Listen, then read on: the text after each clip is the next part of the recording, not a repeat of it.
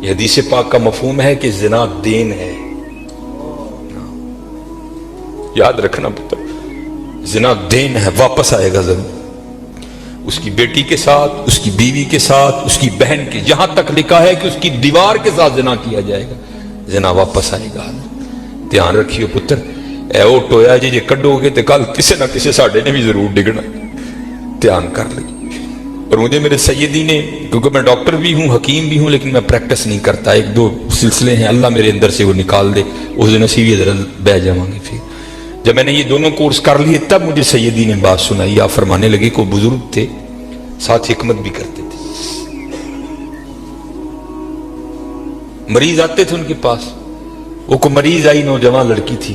جب انہوں نے نبض پکڑی نا تو شیطان تھوڑا سا غلبہ کر گیا، اور نبض پکڑتے ہوئے اندر تھوڑا سا غلط خیال آیا، لیکن ساتھ ہی رحمت ہو گئی. دھیان کرو، اللہ ویکھدا پی. نبض چھوڑ دی، نبض چھوڑ دی، بس خیال ہی گزرا. پہلا شیطان کی طرف سے آیا، دوسری اوپر سے مہربانی ہو. دھیان کر، علم یا علم بھی ان اللہ یرا، کیا تو نے نہ جانا کہ خدا دیکھ رہا؟ پتر کی کر دے ہو، ماں باپ آتے ہیں تو چینل بدل دیتے ہو، اور ایک دفعہ کہتے ہو حضور حاضر و ناظر ہیں، اور خیال نہیں آتا کہ حضور بیٹھے بھی دیکھ رہے ہیں کہ میں نیٹ پہ کیا دیکھ رہا ہوں. کیوں بھول جاتے ہو ہمارا اللہ بھی دیکھ رہا ہے کہ میں نیٹ پہ کیا دیکھ رہا ہوں. خیال گزرا، ساتھ ہی خیال، علم یا علم بھی ان اللہ یرا، ربنا انک تعلم ما نخفی وما نعلن وما یخفی علی اللہ من شیء فی الارض ولا فی السماء. کوئی چیز ہاں زمین کے اوپر ہے، ہاں نیچے ہے، کوئی چیز بھی اللہ سے نہیں چھپی. خیال آیا، چھوڑ دی.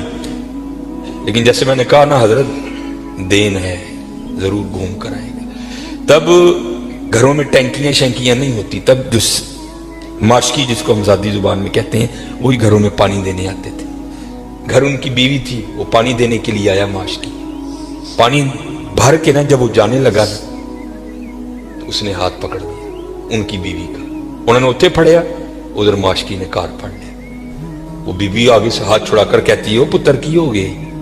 اس کو بھی خیال آیا، وہ روتا ہوا بھاگ گیا. اتنے وہ بھی بہ کے چنگا روئے، دے اکھاں لال کیتیاں. گھر مائی بھی بڑا روئی. ساری زندگی لنگ گئی ہے، بڈھے ویلے کی ہویا، انہیں کی ہاتھ پھڑ لیا.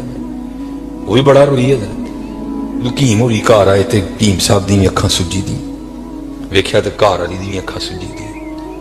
انہیں پوچھا بھلی لوکے کی ہویا، کیوں روئی؟ انہیں کہا پہلے تسی دسو، تسی کیوں روئے؟ انہیں کہا بس اج ایک دھی آئی سی مینوں دکھان لئی، دی نبض پھڑی تے شیطان نے اندر گندگی پائی. لیکن نال ہی یاد آیا، اللہ ویکھدا پیا، میں چھڑ چھڑے. کہہ لیں بس ادھر تسی ادھر پھڑی، ادھی پھڑی ادھر کار ماشکی نے میری پھڑ. دھیان کریو پتر، دھیان کریو. اج کسی دیاں تیاں نے، کل نوں ساڈیاں تیاں نے بھی جو آن. اج کسی لی چونک چ نہ کھلوئیو، اج کسی لی نہ کھلوئیو. اج تسی کھلوو گے، کل کو تاڈی بھی کھلوئے گا. بڑا دھیان کریو، بڑا دھیان. اپنی جوانی بڑی پاکیزہ رکھنی ہے، بڑی پاکیزہ. اور زنا سے بچنا. یہ آگے علامہ صاحب اور میں تقریباً 1.5-2 گھنٹہ بیٹھ کر یہی روتے رہے حضرت کہ سانو اینج دا پھسایا ہے کہ اج زنا آسان اور نکاح انتہائی مشکل کر چھڑے. نکاح انتہائی مشکل کر چھڑے، انتہائی مشکل کر چھڑے. لیکن بچنا ہے پتر، بچنا. زنا ایک ایسا گندا گناہ ہے، میں نے حدیث مبارکہ پڑھی کہ اگر کسی سے یہ گناہ سرزد ہو گیا نا، اس نے معافی مانگی، اللہ نے اسے معاف کر دیا، لیکن پتہ پھر بھی اس کو سزا کیا ملے گی کہ جنت میں اللہ جل شانہ زانی سے کہیں گے کبھی تو میرے سامنے نہ آنا. زانی کو ہمیشہ کے لیے دیدار الہی سے محروم کر دیا جائے. اور آج بس اللہ اپنی حفاظت میں رکھے، بچ کے رہنا ہے. اس سے بڑا بچ، اپنی جوانیوں کو پاکیزہ رکھنا ہے، اپنی جوانیوں کو پاکیزہ رکھنا ہے. پھر دیکھو حضرت رنگ کیا لگتے ہیں، رنگ کیا لگتے ہیں، رنگ کیا لگتے ہیں. یہ سکندر 21 سال کی عمر اور 5 بر اعظم فاتح. زندگی نے ساتھ نہیں دیا، سانپ نے اس کو ڈس لیا تھا. اور ارسطو نے سکندر کا ٹریٹمنٹ کیا. جب ارسطو نے دیکھا نا کہ سکندر کا وجود اب نیلا پڑ رہا ہے تو وہ سمجھ گیا کہ زہر اب پورے وجود میں سرایت کر چکا ہے. اس نے وہاں سکندر کو کہا سکندر تو بچے گا نہیں، صرف چند گھڑیوں کا تو مہمان. تو وہاں تاریخ لکھتی ہے کہ سکندر نے اپنے وزیر کو بلایا اور بلا کر کے عیسائی مذہب تھا سکندر کا. وہ کہنے لگا کہ جب مجھے کفن دو گے نا تو ڈائریکٹ مجھے دفنانے کی نہ لے کر جانا، بلکہ اس طرح کرنا کہ دائیں بائیں سے میرا کفن پھاڑ کے نا میرے ہاتھ کفن سے باہر رکھنا، اور کرنا کیا، مجھے پورے شہر یونان کے چکر لگوانا. تو وزیر پوچھتا ہے سکندر وہ کیا، اس میں کیا راز ہے؟ تو کہتا ہے میں جاتے ہوئے ان لوگوں کو سبق دینا چاہتا ہوں وہ اس دنیا سے جی نہ لگانا. دیکھو آج 15 لاکھ مربع میل فتح کرنے والا سکندر اس دنیا سے خالی جا رہا ہے. اور چلے وہ کچھ نہیں لے کر گیا، ہم کیا لے کر جائیں گے؟ اور پھر یہاں کسی نے بڑا خوبصورت لکھا تھا، یہ وہ باغ ہے جس کے ہزاروں مالی تھے. دھیان رکھنا حضرت، یہ ہمیں بڑا وہم پڑ گیا ہے، مالک ہم نہیں ہیں حضرت. یہ علماء بیٹھے ہیں، اس نے قرآن کریم میں کب کہہ دیا کہ تم مالک ہو؟ تو قرآن کریم میں بار بار کہتا ہے وَلِلَّهِ مُلْكُ السَّمَاوَاتِ وَالْأَرْضِ، اور اللہ ہی کے لیے ہے زمین و آسمان کی بادشاہت. وَاللَّهُ عَلَىٰ كُلِّ شَيْءٍ قَدِيرٌ، یا آیت الکرسی میں ہر فرض نماز کے بعد اس بات کو دہراتے ہو. اللہ لا الہ الا هو الحی القیوم لا تأخذه سنة ولا نوم لہ ما فی السماوات وما فی الارض، اور اللہ ہی کے لیے ہے جو کچھ آسمانوں میں ہے اور جو کچھ زمینوں میں ہے. سورہ آل عمران 3 پارہ. کل محبوب آپ کہہ دیجئے اللہم مالک الملک، اے اللہ اے ملکوں کے مالک. تیال کریے پتر وہ مالک جے، اسی نہیں مال، ہم تو مالی ہیں یار. اور میں اکثر اپنی مثال دیا کرتا ہوں، جب میں تھوڑا بڑا ہوا نا تو میں نے کیا دیکھا، میرے گھر کے باہر جو پلیٹ لگی تھی نا اس پر لکھا تھا چودھری علم دین. پھر وہ پلیٹ بدل گئی ہے، دادا وہ کا انتقال ہو گیا.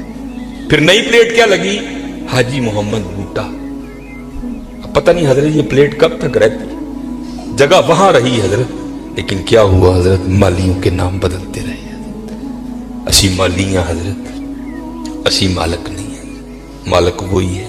اور میں یہ ایک روایت بھی اکثر سناتا ہوں کہ آپ کہو گے مولوی صاحب ایمی ساڑھے کو ساڑھیاں زمینہ کھون لگے ہو، ان کو قرآن و حدیث سے بھی تو دلیل دینا. حضرت موسیٰ علیہ السلام کا دور مبارک تھا اور زمین کا ایک ٹکڑا تھا. 2 بندے لڑ پڑے آپس میں، ایک مالک تھا، ایک کا دل بے ایمان ہو گیا. اس سے پہلے کہ دونوں دستے گرے باں ہوتے، خون بہتا، کسی کی جان جاتی، وہ 4 وڈے وڈیرے وچ رلے، انہوں نے بیٹھ کے کیا گل سنو، اللہ کے نبی حضرت موسیٰ علیہ السلام موجود ہیں، کیوں ایک دوسرے کا گرے باں پکڑتے ہو، چلو چل کے ان سے فیصلہ کرواتے ہیں. سارے لوگ حضرت موسیٰ علیہ السلام کے پاس حاضر ہوئے، عرض کی حضور زمین کا ٹکڑا ہے، یہ دعویٰ کرتا ہے زید کہ میرا ہے، بکر کہتا ہے میرا ہے، آپ اللہ کے نبی ہیں، آپ فیصلہ فرمائیں کس کا ہے. کچھ ایسے ہوتے ہیں نا جن کو ادب آداب کی آگاہی نہیں ہوتی کوئی بھی. وہاں بھی ایک ایسا بیٹھا تھا. حضرت موسیٰ علیہ السلام سے عرض کرتا ہے حضرت اینجی کرو، کلا کلا کر کے نا ان سیڈ تے لے جاؤ، دونوں کی بات سنو، حقیقت حال آپ پر واضح ہو جائے گی. حضرت موسیٰ علیہ السلام جلال میں آ گئے. آپ نے فرمایا میں اللہ کا نبی ہوں، مجھے اس بات کی ضرورت نہیں کہ میں کلا کلا کر کے ان کی بات سنوں، مجھے اللہ نے یہ طاقت دے رکھی ہے، میں زمین کے ٹکڑے سے پوچھ لوں گا بتا تو دونوں میں سے کس کا ہے.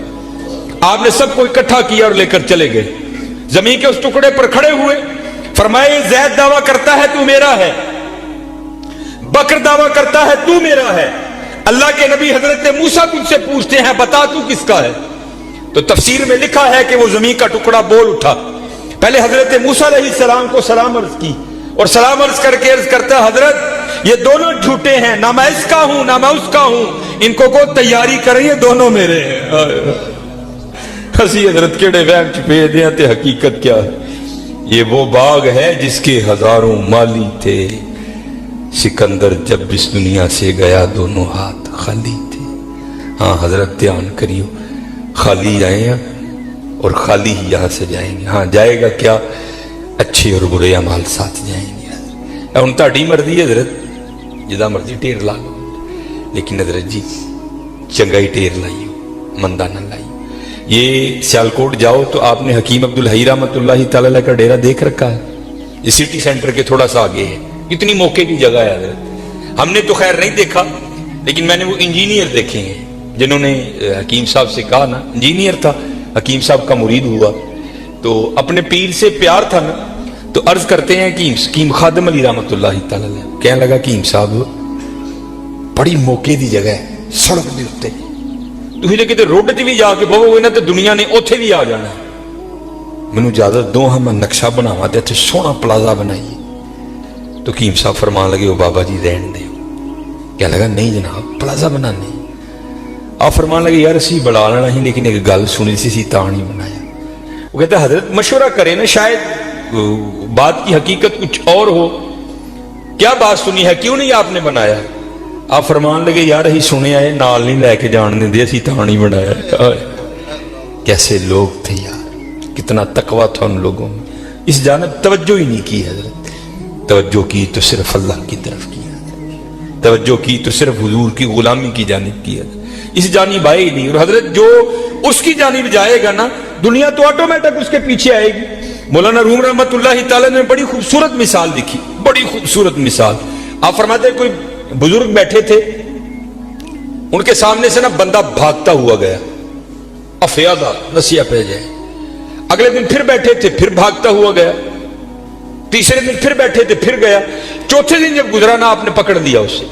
आपने फरमाया भैया तुझे क्या मुसीबत पड़ी है रोज तू इस वक्त भागता हुआ निकल जाता है उस जानिब। और करता है हुजूर मैं अपना साया पकड़ लिया था। आपने फरमाया फिर तू सारी जिंदगी नहीं पकड़ सकेगा। उसने कहा हुजूर वो क्यों। आपने फरमाया तूने कर दी है सूरज को कांड साया आ गया है तेरे आगे। अब सूरज को कांड करके जितना मर्जी भाग क्योंकि साया आगे है वो भागता रहेगा तो उसके पीछे भागता रहेगा पकड़ नहीं सकता। हां एक काम कर ले पकड़ फिर भी नहीं सकेगा लेकिन फिर ये होगा कि तू साये के पीछे नहीं भागेगा साया तेरे पीछे भागेगा। उन्हें की रो की आपने फड़कने का पासा पुआया और मुंह किया सूरज अल। फरमाया हुण सूरज अल नूं दौड़ ला साया तेरे पीछे पीछे दौड़ेगा। ये मिसाल देकर मौलाना रूम कहते हैं तूने भी अल्लाह और अल्लाह के रसूल के दरबार से मुंह फेर लिया है और भाग रहा है दुनिया के पीछे। अब दुनिया आगे आगे तू पीछे पीछे। ओए हाँ भागना है तो दौड़ मदीना की तरफ लगा फिर दुनिया तेरे पीछे पीछे होगी तू आगे आगे होगा। चलो लगाओ तो सही अल्लाह और अल्लाह के रसूल से लो फिर देखो तो सही दुनिया तुम्हारे पीछे आती है कि नहीं आती। मैं